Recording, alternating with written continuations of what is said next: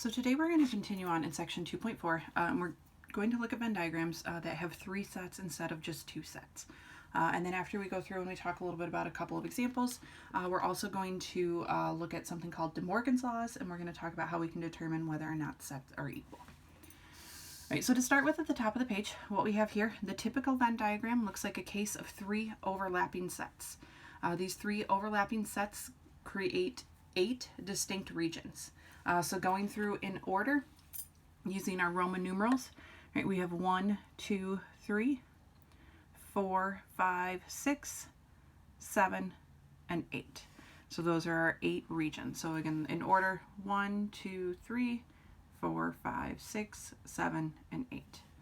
All right, so we're going to be using this diagram up above and identify the regions contained in all of our different sets, well, not all of them, but some of these different sets and or complements, intersections, unions, and kind of talk a little bit about those. All right, so to start with, set A. Set A is going to include the regions 1, 2, 4, and 5.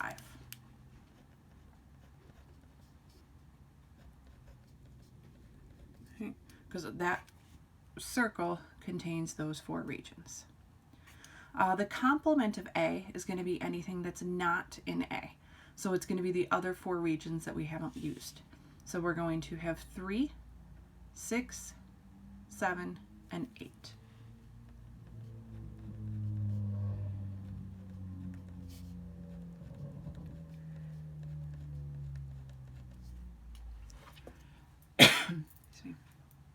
For part C, we have A intersect B intersect C. So this is everything that's in all 3 sets. Looking at our Venn diagram, that's just going to be this very central part. This very central part is the one that's in all 3 sets. All right, for D, we have A intersect B. So they're in set A and B.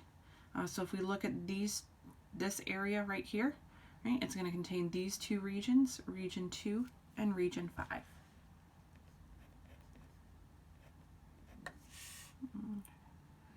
Right. The next one on our list is A union B. So it's going to be anything that's either an A or B or both. So this is going to be 1, 2, 3, 4, 5, and 6. They're either in A, in B, or in both.